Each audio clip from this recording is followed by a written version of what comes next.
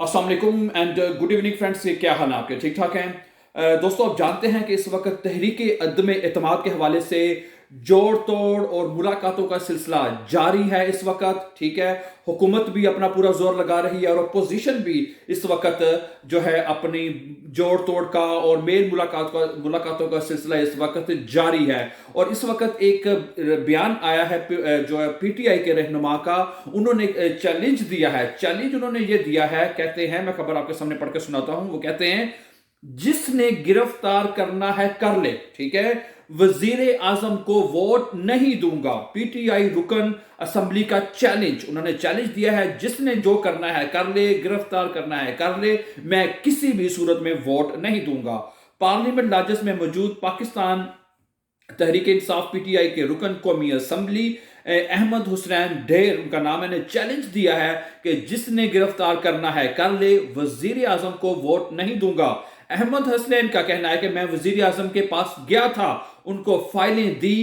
Chief secretary ने कहा बार बार PM का नाम क्यों लेते हैं। ठीक है, इनका कहना था कि लैंड रिकॉर्ड सेंटर में माफियाज हैं। ठीक है, मैंने सबूत पेश किए, मैंने धरना दिया, कारकुन धरने में आए तो मुझे पार्टी टिकट कारकुनों ने दिया।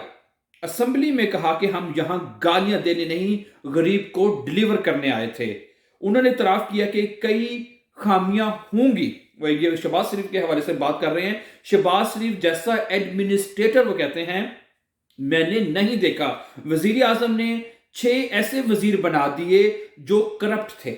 ये इन्होंने शिकायत की है और ये कह रहे थे कि हमारी नहीं सुनी जाती और जो करप्ट लोग हैं उनको जो है वो 6-6 7-7 ओहदे दे दिए जाते हैं। ठीक है, तो इस वजह से कई रुकन जो हैं इस वक्त खफा भी हैं पीटीआई से और बहुत सारे लोग इस टाइम जोड़ तोड़ का सिलसिला जारी है। तो देखते हैं जी ऊंट इस वक्त किस करवट बैठता है।